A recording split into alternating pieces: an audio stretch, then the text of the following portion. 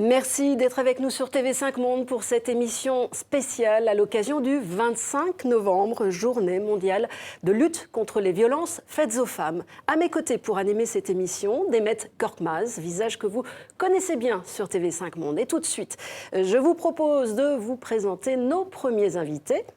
Khadija Azougache, vous êtes avocate au barreau de Paris et aussi vice-présidente de l'organisation internationale Lawyers for Women. À vos côtés, le docteur Gilles Lazimi, vous êtes médecin généraliste en région parisienne et vous êtes également membre du Haut Conseil à l'égalité entre les femmes et les hommes. Alors en préambule à cette émission, nous tenions à préciser que bien évidemment, aujourd'hui, il nous serait impossible de traiter de toutes les violences faites aux femmes, mais qu'il nous fallait donc faire un choix. Et ce choix, c'est en quelque sorte l'actualité qui nous l'a naturellement imposé. Depuis début septembre, se tient en France un procès. Le procès des viols de Gisèle Pelicot, une femme sédatée et violée par son mari et par des dizaines d'inconnus recrutés sur Internet et qui se retrouve aujourd'hui face à la justice. Cette histoire a provoqué une véritable onde de choc en France, bien sûr, mais aussi au-delà des frontières, comme nous l'expliquent Laure de Matos et Christophe Arnois.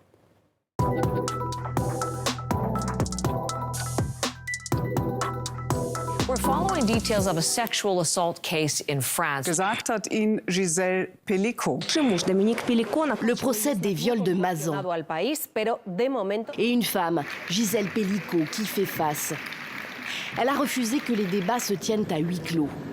Ce qui a encore accentué l'écho mondial de l'affaire. Depuis début septembre, le procès est décortiqué sur de nombreuses télévisions, chaînes YouTube et dans de nombreux journaux du monde. C'est une histoire hors norme. Alors, je pense que les lecteurs américains, comme les lecteurs espagnols, d'Allemagne, tout le monde est un peu étonné, choqué vraiment par cette histoire. Une histoire hors norme qui suscite l'intérêt des médias et du public, bien au-delà des frontières françaises. Pourquoi ce procès-là en particulier résonne-t-il à ce point de par le monde? Parle-t-il des seules sociétés occidentales? Cette éditorialiste indienne ne le pense pas. Elle profite de cette sombre actualité pour évoquer les mythes autour du viol à l'œuvre dans les mentalités, en France, mais aussi chez elle en Inde. Le viol n'est pas seulement un crime commis par des inconnus.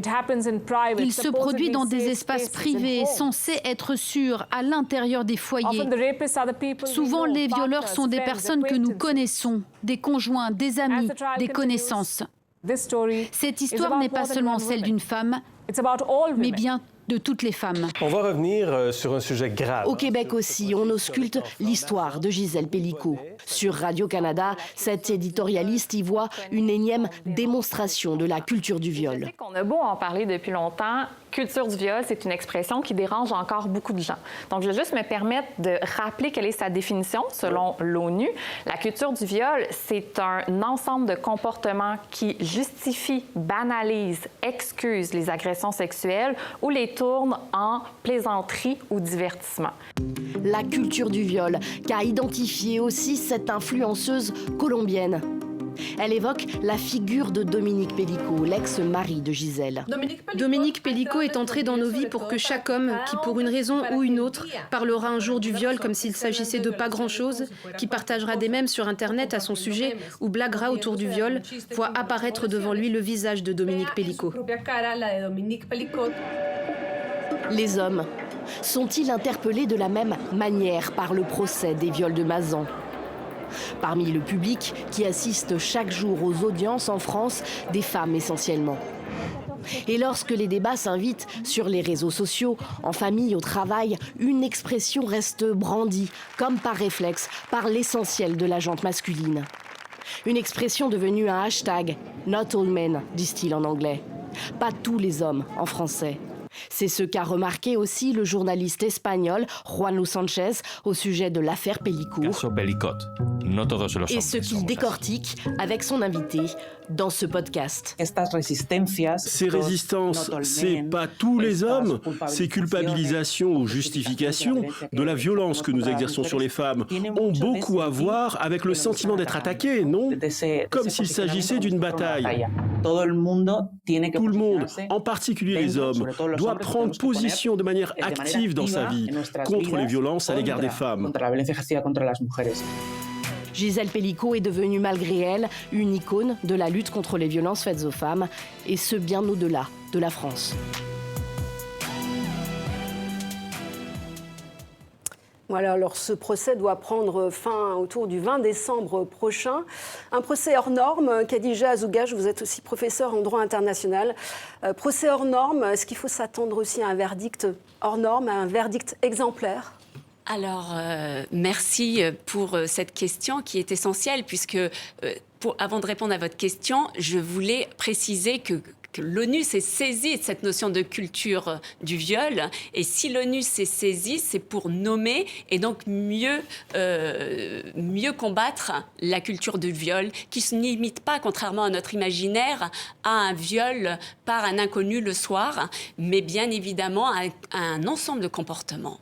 Un ensemble de comportements, une façon de penser qui nous suit depuis notre jeune âge, ce conditionnement qui permet de justifier certains actes qui sont graves, qui peuvent amener, bien évidemment, à un viol. Donc, le procès Pelicot est un procès hors norme, oui. J'ai eu des procès où il y a eu plusieurs accusés, mais aujourd'hui, on a 51 accusés. On a ce procès devant une cour criminelle et non pas une cour d'assises, parce que c'est aussi une nouveauté. Depuis 2023, on a ces cours criminelles. Donc, que des juges professionnels. Et on a cette ouverture sur le monde, puisque tout le monde attend, parce que c'est le procès contre la culture du viol, parce que les accusés justifient cela par le consentement du mari. Et donc, on a cette idée qu'il y a une présomption de consentement, dès lors qu'elle est censée appartenir à cet homme. C'est ce patriarcat. Khadija Azoughaj, vous faisiez le distinguo entre la cour criminelle et une cour d'assises. On s'attendait pour des procès de ce type, des procès hors normes, on s'attendait à une cour d'assises. Pourquoi est-ce que ce procès se tient dans une cour criminelle départementale ? Oui, malheureusement, on s'attendait tous à une cour d'assises et symboliquement, en tant qu'avocat sensibilisé sur les violences sexuelles et sexistes, on prêche pour que ce type de procès, que tous les viols soient examinés par une cour d'assises, au motif que devant une cour d'assises, c'est devant des jurés populaires. C'est la société qui va prononcer et qui va être sensibilisée un peu plus sur ces questions. On nous parle souvent de manque de sensibilisation de la société aux violences sexuelles et sexistes. Et d'autant plus que devant une cour d'assises, il faut préciser qu'on encourt des peines plus importantes que 20 ans. Aujourd'hui, Madame Pelicot, le procès Pelicot, c'est devant une cour criminelle et la peine maximale est 20 ans.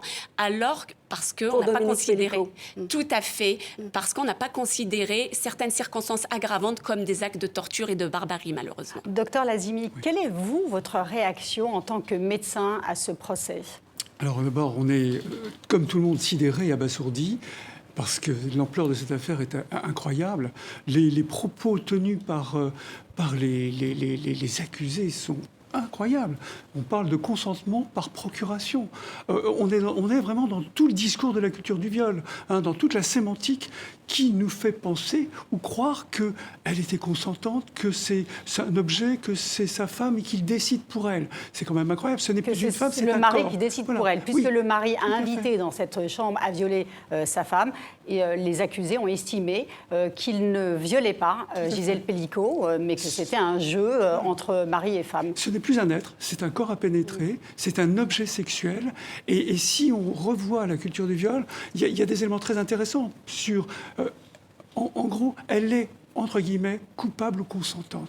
Alors ce procès, c'est aussi le procès de la soumission chimique. Docteur Lazimi, Gisèle Pelicon, on l'a dit, a été sédatée durant 10 ans, et si ce n'est plus, par son mari. Elle a souffert d'absence, elle a souffert de tout un tas de symptômes, de somnolence, de fatigue. Et malgré tous ces symptômes, elle passe sous les radars des médecins qu'elle a consultés, et elle en a consulté beaucoup. Alors peut-être qu'elle en a consulté trop, parce que ça aurait été important qu'elle consulte toujours le même, pour qu'on puisse avoir un suivi. Mais peut-être que son conjoint l'a amené à voir d'autres médecins pour casser la rupture, pour rompre ce suivi, parce que c'est vrai que c'est compliqué. Mais dès l'instant où on fait tout le cheminement pour éliminer une cause organique, il faut penser aux violences et il faut que la question lui soit posée.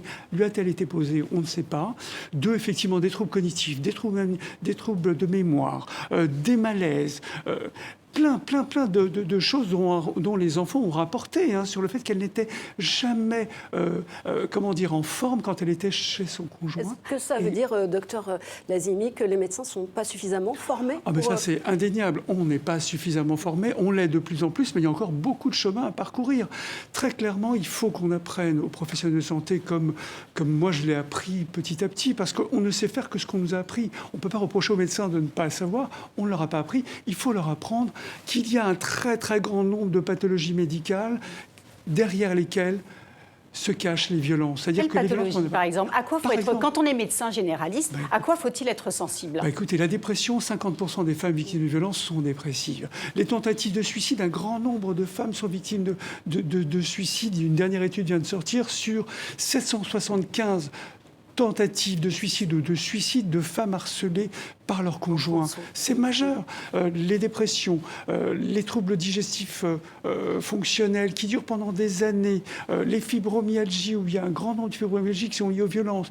Il y a un nombre de pathologies. Toute la médecine peut masquer les violences. Et c'est pour ça qu'il faut que systématiquement, les médecins apprennent à poser la question: avez-vous été victime de violences? Avez-vous été victime de violences physiques, sexuelles ou psychiques?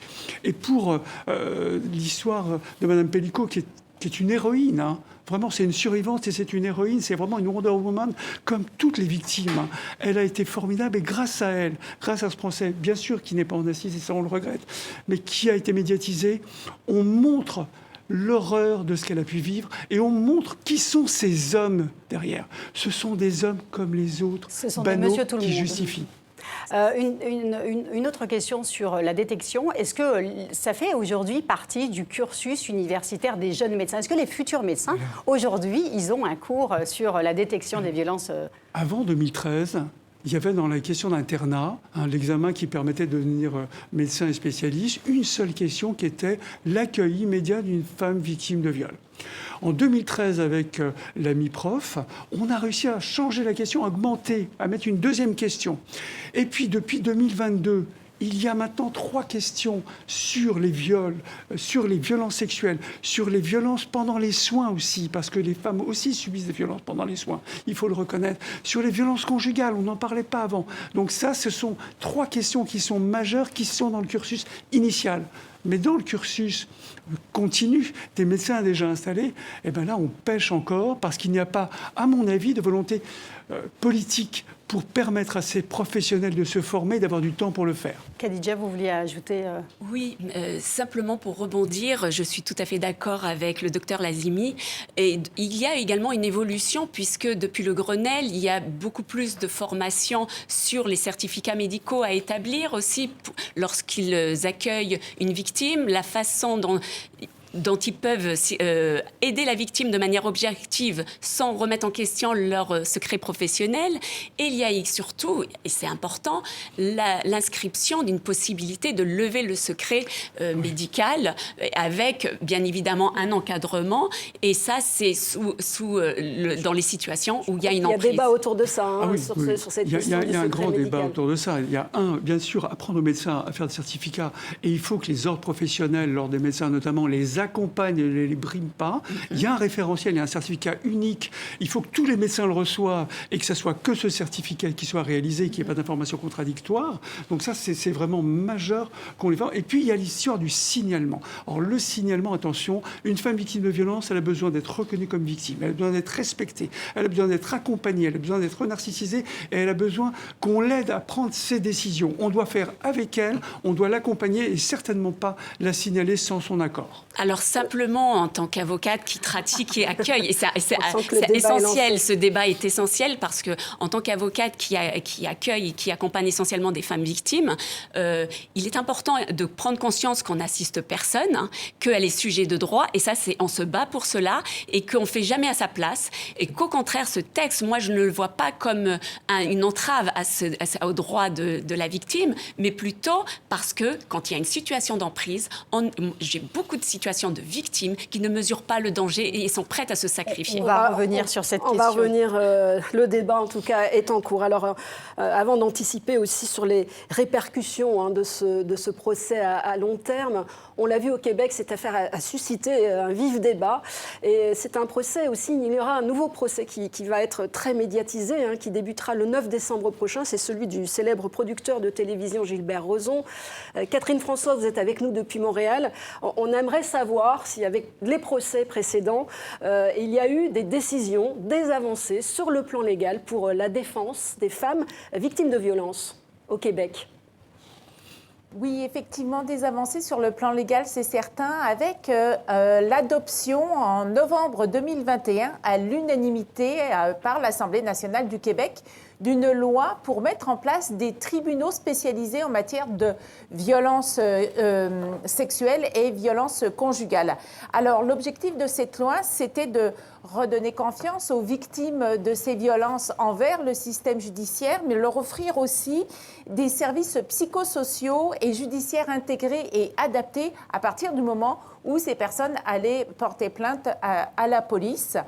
Dans un premier temps, ces tribunaux ont été implantés dans 10 régions du Québec.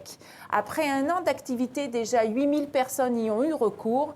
Et au cours des 2 prochaines années, en fait, ces tribunaux spécialisés vont être implantés dans toute la province du Québec. Catherine, tous les 25 novembre, je crois, chaque année, le gouvernement du Québec lance une grande campagne de sensibilisation sur la question des violences faites aux femmes.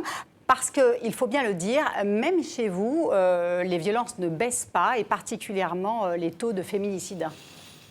Effectivement, le Canada n'échappe pas à ce fléau des féminicides.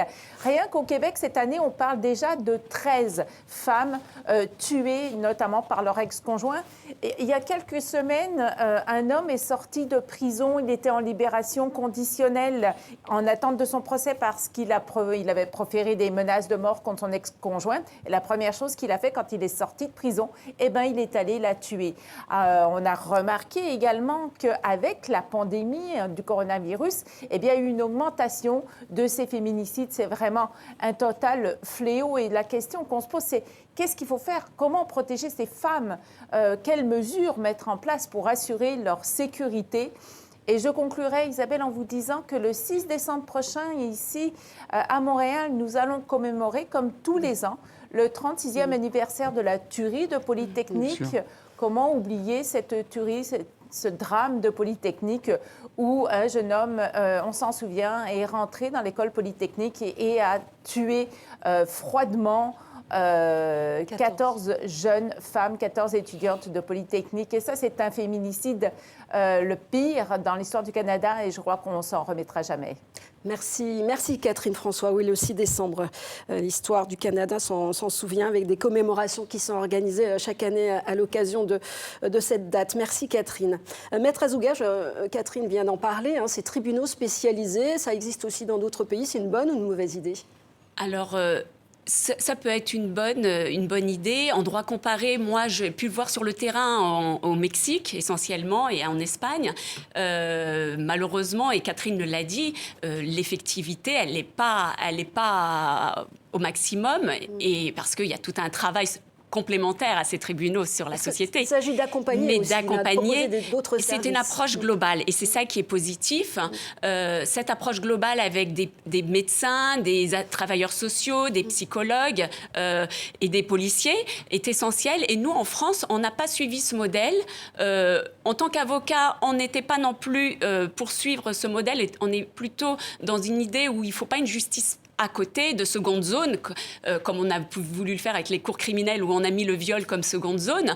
On veut au contraire des chambres spécialisées, c'est ce qu'on a. Aujourd'hui, on a quelques chambres spécialisées sur les violences sexuelles dans certains tribunaux. Malheureusement, il y a un manque de moyens. C'est souvent un seul magistrat au lieu de 3 magistrats. C'est à la chaîne. On compare ça a un peu également un effet néfaste qu'on pourra aborder à un autre moment. Docteur Lazimi, est-ce que c'est ça qu'il faudrait aussi, une complémentarité, une interdisciplinarité? Parce que très souvent, je voudrais quand même rappeler que 94% des plaintes pour viol sont classées sans suite. Le classement sans suite, c'est parce que ça n'est pas suffisamment caractérisé. Est-ce que là, les médecins ont un rôle plus important à jouer? On a parlé tout à l'heure des signalements, mais au fond, est-ce que ces signalements ont une valeur juridique? On a tous un rôle à jouer, tous. Et on ne le joue pas forcément, mais tous, à tout point de vue, dans la famille, les voisins, on a tous un rôle à jouer. On a un rôle à jouer aussi en prévention, et on a aussi un rôle à jouer en protection. Et là, en matière de protection, on n'est pas suffisamment efficace. On le voit sur le taux de féminicide qui ne baisse pas. Je ne sais pas s'il augmente. Je ne crois pas qu'il augmente, pardon. Il n'augmente pas, mais on a des chiffres qui sont largement sous-estimés. L'idée des suicides, le nombre de suicides le prouve. Donc, on a besoin d'une justice qui applique la loi. Ce n'est pas encore totalement le cas. On a des services de police qui accueillent de mieux en mieux, mais encore insuffisamment. Et on a des mesures qui sont formidables. On a des lois et on a des mesures. L'ordonnance de protection, c'est quelque chose d'exceptionnel qui s'applique aussi aux femmes victimes de violences sexuelles. Mais pourquoi cela ne marche pas? Enfin, quand même, c'est énorme. 94, c'est la quasi-totalité de classement sans suite. Oui. Qu'est-ce qui ne marche pas? Ce qui ne marche pas, c'est que notre société avance pas suffisamment vite et qu'on n'avance pas suffisamment vite sur les stéréotypes et sur notre façon de penser les violences et de penser les violences sexuelles. Quand aujourd'hui, une femme sur 3 dit qu'elle a subi des rapports sans consentement, c'est un viol. Quand dans la société, on justifie, on accepte, on parle d'une femme qui a été violée en disant elle s'est fait violer, ça veut dire qu'encore une fois, on l'a responsabilisée. Mais pourquoi il n'y a pas de campagne, par exemple? Pourquoi est-ce qu'on ne voit pas de campagne? Pourquoi est-ce qu'on ne voit pas des affichages? Moi, je vais chez le médecin pour mes enfants. Pour moi, jamais, au grand jamais, je n'ai vu une affiche dans un cabinet. Peut-être que je ne consulte pas les bons médecins. Il y en a, mais pas suffisamment. Il y a quelques campagnes, mais pas suffisamment. Il faudrait qu'il y en ait plus. Et les associations l'ont dit. Il faudrait plus d'1 milliard pour réellement mettre en place, donner des moyens à la justice, donner des moyens à la police et aux associations. Faire en sorte qu'à chaque fois qu'une femme est victime de violence, elle puisse être protégée, qu'elle puisse être hébergée. Ce n'est pas le cas aujourd'hui. Docteur Lazimi, vous avez prononcé ce mot. C'est ce qui est au cœur du débat qui a été suscité aussi par le procès Pelicot, c'est consentement.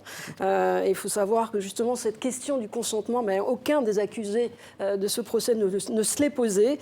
Cette notion de consentement s'impose de plus en plus dans nos sociétés aujourd'hui. Voici une définition du consentement sexuel avec Manuela Koua. Dans nos relations intimes, qu'elles soient amoureuses ou sexuelles, nous devons donner ou pas notre consentement pour un baiser, une caresse, un rapport sexuel. Et le consentement est bien souvent simplifié et réduit, malheureusement, au fait de donner un accord qu'on qualifierait d'explicite, comme dire un laconique oui. Cependant, le consentement va au-delà d'un simple oui, d'un timide sourire. Le consentement, en réalité, s'inscrit dans un processus continuellement évolutif dans lequel même un accord déjà donné peut changer. Consentement vient du verbe consentir, qui lui est formé des 2 mots cum, avec, et sentir, pour exprimer le fait de sentir avec, ou mieux, d'être du même sentiment avec quelqu'un. De ce fait, on perçoit bien que le consentement s'inscrit dans une relation affective très sensible dans laquelle chaque partenaire doit exprimer son envie de sentir l'autre, de poser un acte intime en toute conscience, de manière totalement libre, sans aucune pression psychologique. D'après vous, une personne qui donne son accord pour un rapport sexuel sexuelle, par peur d'être privée d'un logis, a-t-elle donné un réel consentement? Bien sûr que non. Quelqu'un l'écrivait un jour, céder n'est pas consentir. Et c'est pourquoi un âge minimum est requis dans le cas des rapports sexuels. Il varie d'un pays à l'autre. 13 ans au Burkina Faso, 15 ans en France comme au Canada, 18 ans en Irak, 18 ans qui malheureusement pourraient bientôt passer à 9 ans. Par ailleurs, il faut retenir que le silence n'est pas non plus un consentement. En fait, qui ne dit rien ne consent pas forcément. Oui, tout est dit. Alors justement, le consentement, ça passe par les hommes. Gilles Lazimi, vous dites que 9 hommes sur 10 ne sont pas violents. Il faut les intégrer absolument dans cette Dans lutte. les violences conjugales, une femme sur 10 déclare avoir été victime de violences conjugales au cours de l'année passée. Ça veut dire qu'effectivement, 9 hommes sur 10 ne le sont Bien pas. sûr. Mais ces 9 hommes sur 10 ne sont pas des acteurs de prévention. Et ils doivent agir, ils doivent dire non, ils doivent cesser les blagues sexistes, ils doivent cesser de cautionner l'attitude des autres hommes violents. Ça, c'est très important. Ne plus tolérer le sexisme. Le sexisme tue très clairement et le sexisme abîme. Mais comment les amener à ça ? Là, cette affaire, elle est essentielle. Entendre ces accusés avoir des discours banaux, parce que là, on parle d'une affaire retentissante, mais ces affaires, elles sont au quotidien. 94 000 femmes sont victimes de viols tous les jours par des hommes comme les autres. Il faut que les cousins, les pères, les amis expliquent les choses et disent non très clairement et fassent en sorte que leurs collègues cessent les agressions sexuelles. Docteur, merci pour votre témoignage. Je voudrais présenter justement, vous avez mis au point un kit qui devrait être distribué dans les écoles, dans tous les cabinets. Alors, dans tous les cabinets de médecins, c'est le Collège national de la médecine générale qui a réalisé ce document pour aider les médecins en précisant à quel point les violences ont un impact sur la santé des femmes, un impact majeur sur la santé des enfants aussi quand ils sont témoins, pour écrire le certificat pour les situations de danger. Et c'est un document qui est téléchargeable sur le site du Collège de la médecine générale par tout le monde. C'est vraiment un document essentiel pour aider les médecins à se former. Sur notre site, sur le site de Terrienne, sur le site de TV5 Monde. Merci, docteur Lazimi. Nous allons vous libérer pour accueillir dans un instant une nouvelle invitée. Ce rappel dans le monde, selon les chiffres d'ONU Femmes, et on sait qu'encore on les sous-estime, une femme sur 3 est victime au moins une fois dans sa vie de violences physiques et ou sexuelles. Derrière ces chiffres, il y a des vies brisées, des familles brisées. Comment les soigner? Comment les aider à se reconstruire? Direction tout de suite la Côte d'Ivoire, dans un centre d'accueil pour femmes à Abidjan. Karine Barzégar et Christelle Pierre. Merci.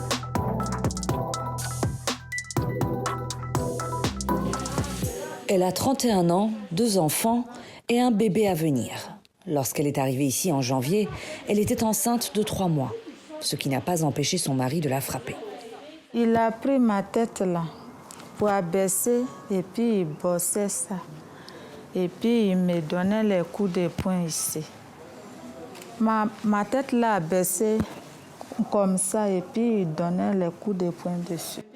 Aujourd'hui encore, elle en garde des séquelles physiques, des douleurs à l'oreille et des séquelles psychologiques qui nécessitent un suivi. Comment tu as rencontré ton mari en 2 minutes? Avant qu'il ne te frappe là, ça a commencé par quoi? Comment tu étais traitée? Une histoire, un passif et des traumatismes qu'elle tente de dénouer avec la psychologue du centre. C'est vrai qu'il y a des violences dont elle ne parle pas, qui sont à part, qui sont des violences où il n'y a pas de coups, où il n'y a pas de traces visibles, mais qui sont également plus destructrices que les coups qu'on donne parfois. Donc on identifie, parce que parfois elles peuvent être dans le déni. Des séances qui passent aussi par une thérapie avec son mari, qui vient lui rendre visite régulièrement. Le temps qu'elle est ici, moi étant seul, vraiment ça me met très mal à l'aise. Ça me fait très mal, souvent ça me rend malade. Il me dit non, plus jamais que je la frappe. Ici, la médiation reste la solution privilégiée en accord avec les femmes, car le plus souvent, elles souhaitent rentrer chez elles, faute d'indépendance financière ou par crainte d'une procédure de divorce longue, complexe et souvent mal vue. L'objectif également de ce centre n'est pas de sortir toutes les femmes de leur foyer, non. L'objectif, comme je l'ai dit, c'est un centre de transit pour permettre à toutes ces femmes de se ressourcer, de se refaire parce qu'elles sont défaites.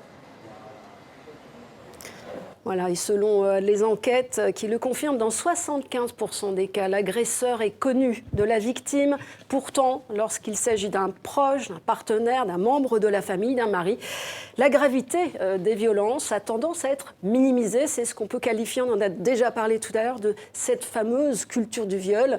Pour rappel, ce concept est né aux États-Unis dans les années 70, inventé par des féministes américaines, repris aujourd'hui depuis le mouvement MeToo en 2017. Nous accueillons sur ce plateau Ndeye Fatou Kane. Vous êtes écrivaine, militante féministe. Vous êtes née au Sénégal.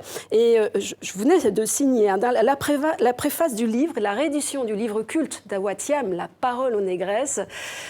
Dans votre pays, au Sénégal, cette culture de viol, elle est visible comment? Comment elle s'exprime au quotidien? Merci beaucoup. Alors, cette culture du viol, elle est visible de plus en plus sur les réseaux sociaux. Parce qu'on voit que les réseaux sociaux, particulièrement Twitter ou X, est vraiment le catalyseur de tous les comportements sociétaux. Alors aujourd'hui, on voit, vous parlez tout à l'heure du hashtag #NotAllMen, et on a l'impression qu'on vit ça de plein pied dans la société sénégalaise. Une fois que l'on parle, parce qu'on dit que ce sont les féministes sénégalaises qui amplifient, encore heureux d'ailleurs que nous soyons là, c'est elles qui amplifient tous les maux de la société. Mais il suffit qu'on parle d'un cas de violence sexuelle, d'un cas de violence conjugale, ou même une histoire toute banale entre un homme et une femme pour je dirais une meute, parce qu'on dirait que c'est un troupeau qui soit de plusieurs centaines, en ne disant pas tous les hommes, et en essayant d'expliquer, de légitimer par des mots. Et c'est là qu'on voit qu'on est en plein pied dans la culture du viol au Sénégal. Ndeye Fatou, au Sénégal, la loi sur la criminalisation du viol date de 1999. Auparavant, un viol était considéré comme un crime que si il engendrait la mort de la victime. Depuis 25 ans, depuis cette criminalisation du viol, est-ce que cela a suscité une libération de la parole, ou en tout cas, est-ce que ça a permis aux femmes de dénoncer davantage? Alors, la loi pour la criminalisation du viol a été votée en 2019. Oh, j'ai vu 99. Oui, parce qu'il y avait un plaidoyer mené par les associations des juristes sénégalaises depuis 20 ans. Et donc, il a fallu attendre 2019, donc 5 ans, pour que cette loi soit enfin votée. Mais c'est au niveau de l'application que ça pêche. Parce que d'un côté, on a les lois, je peux citer le protocole de Maputo, l'article 24 qui stipule qu'en cas de viol ou d'inceste, une femme doit interrompre une grossesse. Donc, je me dis qu'on ratifie toutes ces lois, on vote toutes ces lois, mais dans l'application, qu'est-ce que ça donne en fin de compte? Alors ça, c'est une question pour vous, Khadija. Si la loi ne protège pas, si les conventions internationales ne protègent pas, qu'est-ce qui protège? Alors, qu'est-ce qui protège? Alors, en tant que juriste, je vais vous dire le droit, et c'est essentiel. C'est pour cela qu'à Lawyers for Women, on a voulu, par cette association internationale, mettre le droit au centre dans la lutte contre les violences faites aux femmes, remettre sa place dans la lutte et permettre l'effectivité. Vous venez de dire que, malheureusement, au Sénégal, mais aussi en France, on a ces problèmes d'effectivité, et c'est pour cette raison qu'il y a toute cette mobilisation autour du procès Pellico, parce qu'on sait qu'il y a très peu de condamnations. Malheureusement, quand il y a des viols conjugaux, en France aussi, c'est tardif, les viols conjugaux. On a attendu les années 90 en France. Donc, on regarde vers d'autres pays comme le Sénégal, mais chez nous, ça ne fait pas longtemps non plus. Et donc, c'est un travail sur les mentalités, un travail sur la sensibilisation de tous les acteurs. Et parce qu'il y a des blocages, même quand il y a une loi, comme au Mexique, ils ont de très belles lois, malheureusement, il y a des points de blocage chez certains acteurs clés comme le parquet. Alors, on parle du Sénégal, Ndeye Fatou Kane. Vous parliez justement des réseaux sociaux. Il y a une affaire qui fait grand bruit en ce moment, c'est l'affaire Niedama. Et c'est là aussi, on va voir une de Jeune Afrique, c'est qualifié de fait divers. Alors déjà, là, on est un peu dans la culture du viol. Expliquez-nous cette affaire. Alors, l'affaire Niedama est une affaire vraiment classique de double peine d'une victime. Parce que c'est une histoire de violence conjugale entre une femme et son mari. Des faits avérés, documentés, illustrés par tous les proches. Donc, du coup, là, Dieynaba se retrouve en prison depuis 3 mois, alors que le verdict pour le mari, c'est 45 jours de prison. Alors, donc, on voit le dos parce qu'elle a menacé de publier des nudes pour pouvoir échapper à son bourreau. Donc, on se rend compte que la victime devient le bourreau. Et lui, 45 jours de prison. Non seulement on a fait un plaidoyer pour qu'il soit retiré de l'ordre des médecins parce qu'il est médecin, mais là, il est en prison, il va sortir et Dieynaba va continuer de purger sa peine. Ndeye Fatou, C'est difficile d'être féministe au Sénégal aujourd'hui? Oui, de plus en plus. Déjà, l'étiquette féministe est la portée parce qu'on se rend compte que depuis 7 ou 8 ans que la jeune génération féministe dont je fais partie, à travers le réseau des féministes du Sénégal, le collectif des féministes du Sénégal, est en pleine redynamisation. Il n'y a qu'un renouvellement générationnel qui se passe, mais porter cette étiquette féministe devient de plus en plus dur parce qu'on a des mouvements anti-droit, on a des mouvements anti-genre accolés à la religion musulmane, c'est le cas de le dire. Donc là, et surtout, avec Isabelle, on a parlé avec la réédition de La Parole aux Négresses, qui est vraiment un ouvrage culte depuis 46 ans qu'on voit qu'il y a des féministes au Sénégal. Mais là, nous devons vivre tous les jours avec l'accusation qui ne nous quitte pas de déculturation, et c'est nous qui voulons renverser la société sénégalaise. Est-ce qu'il y a des hommes qui prennent conscience de cette culture du viol et qui sont aussi à vos côtés pour lutter contre ces violences faites aux femmes? Alors, ils prennent conscience, mais jusqu'à un certain point. Parce qu'il y a quelques années, il y a eu le sommet pour la masculinité positive. UN Women distribue des pins de he for she, d'alliance. Alors moi, je me dis que cette alliance va jusqu'où? Cette alliance n'est que de façade. Parce que s'il y a une alliance politique et que dans les faits de tous les jours, que les viols continuent d'être traités comme des faits divers, là, on a encore du travail. Vous pensez qu'il y a une régression au Sénégal, par exemple, sur d'un toutes ces côté, on a questions-là? les voix des féministes qui sont de plus en plus audibles, mais on dirait qu'on est en train de nous tirer toujours vers le bas. C'est l'image que j'en ai en tout cas. Khadija, on reste sur le continent africain. Il y a aussi au Maroc cette loi qui fait qu'une jeune femme violée doit épouser son violeur. C'est toujours d'actualité. Alors, au Maroc, il y a eu quand même des évolutions, mais il a fallu attendre un drame, le suicide d'une des jeunes filles mineures de 16 ans, qui a été contrainte parce que la loi marocaine prévoyait une possibilité, et là, c'est même pas à la victime de donner son accord, c'est à l'auteur qui a sali en plus l'honneur de la jeune fille, c'est pas lui son honneur, à l'auteur de pas faire sa peine de prison s'il se marie avec la victime. Donc là, c'est une triple peine parce que c'est non seulement il y a ce viol, mais il y a aussi cette continuité du viol et aussi cette violence administrative et institutionnelle vis-à-vis de la jeune fille. Aujourd'hui, on a attendu des drames comme celui-ci, parce qu'il y en a eu plusieurs, pour que le Maroc ne réforme sa loi et ne permette plus... Et il y a une réforme qui est en cours autour du code de la famille, donc un dossier à suivre. Dans les violences faites aux femmes, eh bien, il y a ces femmes, et ça nous tenait à cœur d'en parler, il y a ces femmes qui subissent donc les violences à plusieurs niveaux, physiques, psychologiques, économiques, au sein du foyer. Ces femmes, ce sont celles qu'on appelle parfois ces invisibles, celles qui ont dû fuir ces violences et qui, faute d'hébergement, se retrouvent à la rue. Ce phénomène est en hausse. En France, 40% des sans-abri sont des femmes. En Belgique aussi, les chiffres augmentent. Et encore, c'est toujours sous-estimé, c'est difficile d'avoir des chiffres sur cette question-là. Avec nous, depuis Bruxelles, Ariane Dirix. Vous êtes présidente de l'ILO, une association qui vient en aide aux sans-abri. Selon vous, Ariane, violences domestiques et sans-abrisme féminin sont très souvent liés. Absolument, ce sont des thématiques tout à fait liées. Nous avons à l'ILO, qui est l'organisation que je dirige, mené une étude d'action qui a démontré une continuité claire entre les violences faites aux femmes et la perte de logement. C'est une étude qui a montré que toutes les femmes qui sont en situation de sans-abrisme dans notre secteur ont au départ eu des trajectoires de violences multiples, souvent des violences qui remontent à la petite enfance et qui se poursuivent tout au long de leur trajectoire de vie. Et ce sont des violences de multiples formes, économiques, psychologiques, physiques, conjugales, sexuelles, souvent un cumul de ces différentes violences qui augmentent une fois qu'elles sont en rue. Ça, c'est aujourd'hui avéré par l'expérience qu'on a du centre que nous avons ouvert il y a 1 an. Ariane Dirix, selon une enquête récente menée par une commission sénatoriale en France, au bout d'1 an, 100% des femmes subissent un viol. Et vous, dans votre association, dans votre refuge, vous avez décidé que cette structure serait non mixte.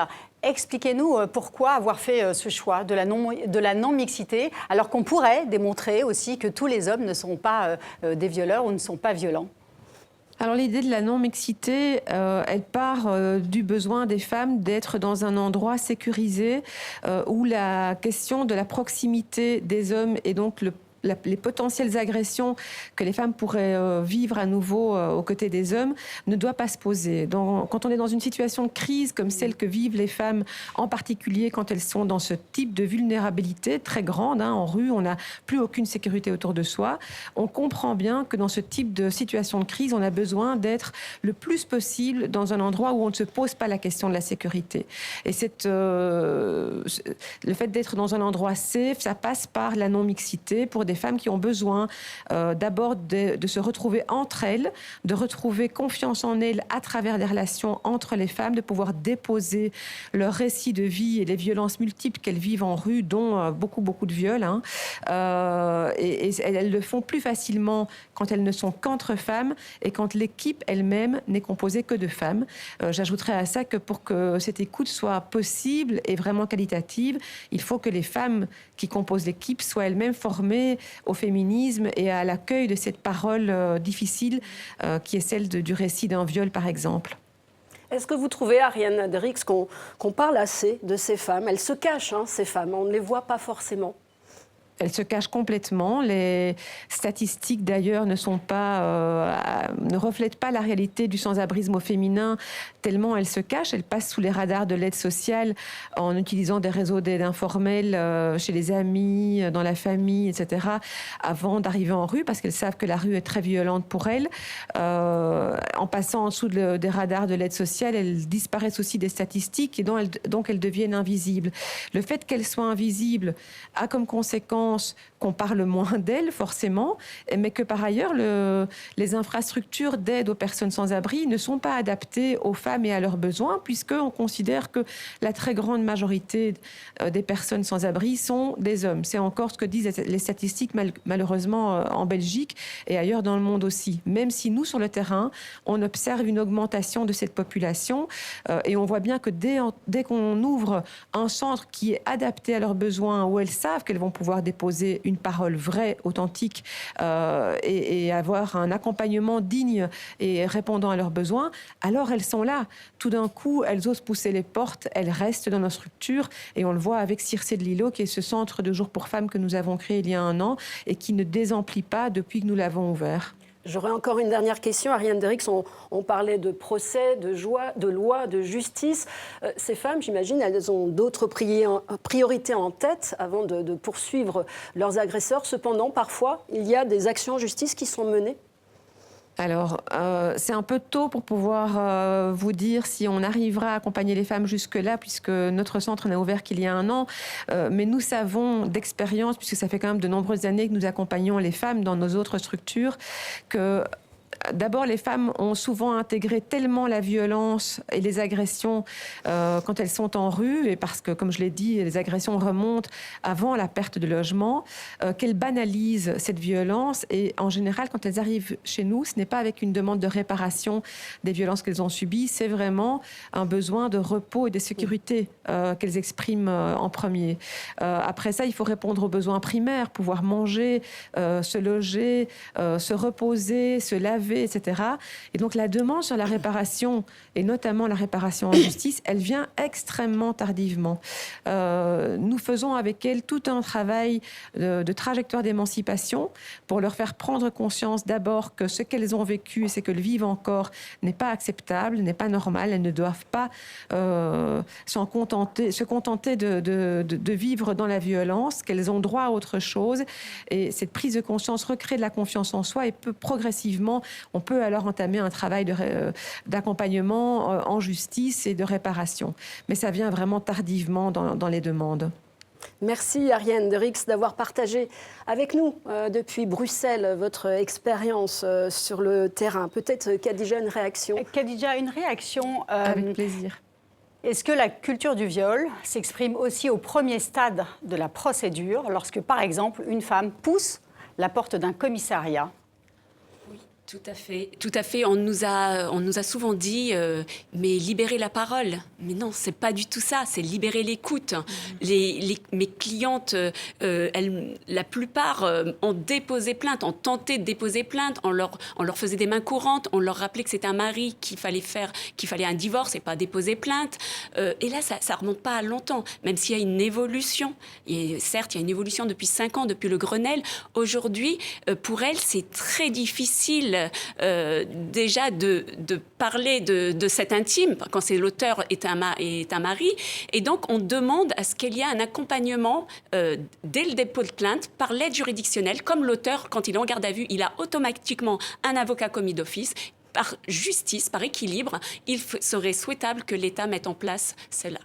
Alors, en ce 25 novembre, merci Khadija, il faut le dire justement, on parle de ces hommes, cette lutte contre les violences faites aux femmes, c'est l'affaire de toutes et de tous, un combat à mener aussi du côté des hommes. Comment les sortir du cycle de violence, comment accompagner les auteurs de violences, prévenir la récidive.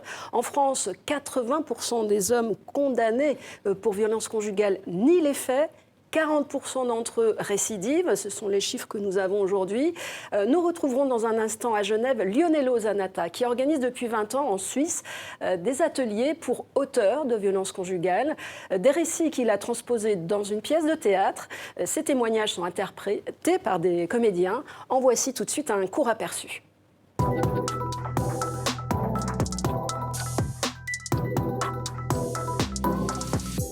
Comment j'en suis arrivé là ? Il s'est passé un truc, une colère, une cassure. Je voyais sa peur dans ses yeux. Et moi aussi, j'avais peur. C'est pas moi.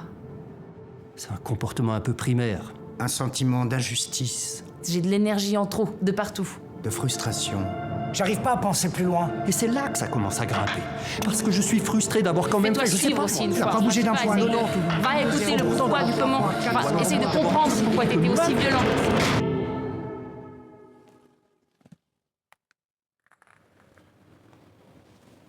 Alors, Lionello Zanatta, merci d'être avec nous depuis Genève. On a vu ces chiffres, 80% des hommes condamnés pour violence sont dans le déni. C'est ce que vous constatez, vous, également ?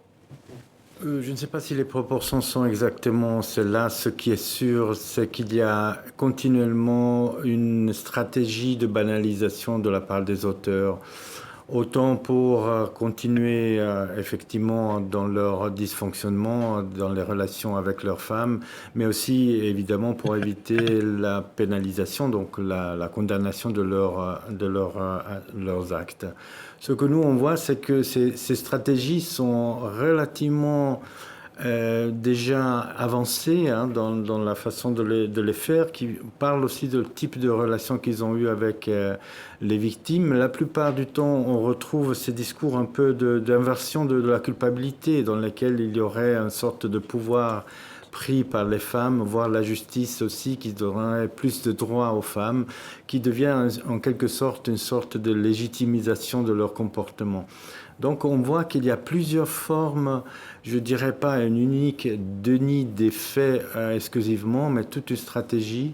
Et nous arrivons quand même à travailler avec ce type de personnes. Justement, Lionello Zanatta, racontez-nous comment se déroulent vos ateliers, comment vous arrivez progressivement à déconstruire ce récit autour de la violence et de l'engrenage de la violence.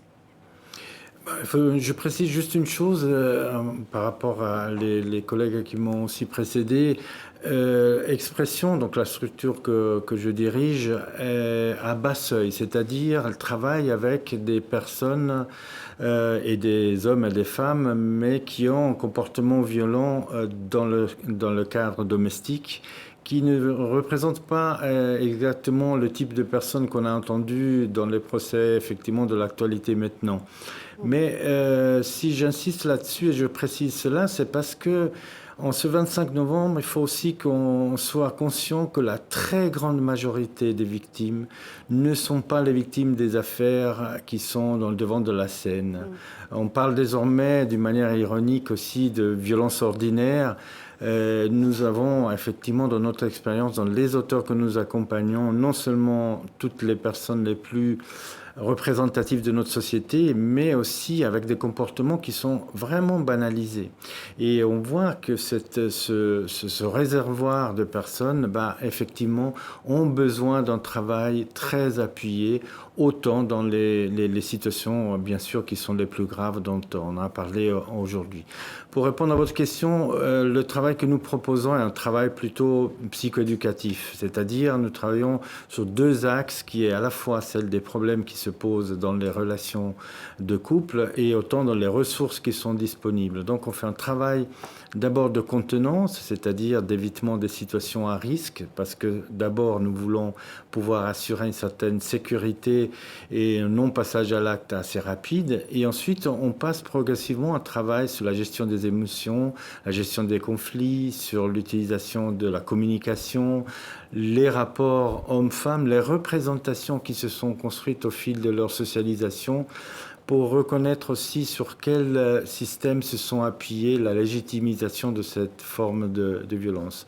Je rappelle, si besoin il y a, qu'avant tout acte de violence physique, il y a d'abord et toujours de la violence psychologique, c'est-à-dire un ensemble de comportements et de situations qui viennent ensuite légitimer un comportement plus grave encore. Merci Lionello Zanatta d'avoir été avec nous depuis Genève pour nous parler de cette expérience. On a bien compris, peut-être avant de refermer cette émission, on arrive au terme de cette émission spéciale 25 novembre, peut-être d'un mot chacune, s'il fallait conserver un mot, un petit mot d'espoir justement pour en faire en sorte que cette lutte, ce combat, c'est le combat de toutes et de tous. Oui, et moi, je voudrais appuyer sur le mot féminisme.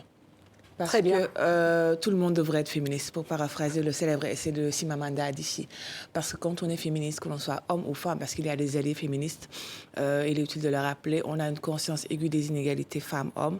On a conscience qu'en étant féministe, les sociétés veilleraient à avoir une mutation pour comprendre ces inégalités, pour accompagner ces femmes victimes d'inégalités, pour aborder une société plus juste et égalitaire. Merci beaucoup. Ndeye Fatou Kane. Khadija, un mot. Rapidement, ça va être difficile en tant qu'avocate. Oui, alors justement. Mais une proposition rapide, simplement les ressorties de votre émission, qu'on a parlé de déconstruction, de reconstruction, de consentement, mais il y a un lien dans tout ça, c'est le terreau des violences, c'est le sexisme. Et donc, une loi globale contre la prévention du sexisme dès le plus jeune âge. C'est ce que défendent les militantes françaises. Loi globale, là c'est très juridique, loi globale intégrant tous les dispositifs qui aujourd'hui ne sont pas du tout appliqués. Et ça donnera beaucoup plus d'effectivité. Dossier à suivre. Merci à toutes les deux d'avoir participé à cette émission. Merci à tous ceux qui y ont participé, à toutes les équipes qui ont permis de la préparer. Merci Demet d'avoir été à mes côtés pour animer. Pour rappel, le numéro d'urgence en France, c'est le 3919. Le 25 novembre, c'est la journée mondiale contre les violences faites aux femmes et c'est le combat de tout le monde au quotidien et toute l'année. Restez avec nous sur TV5 Monde. Cette émission, vous pourrez la retrouver sur le site internet de TV5 Monde et sur Terrienne, évidemment, ainsi qu'à travers nos réseaux sociaux. Restez avec nous sur TV5 Monde.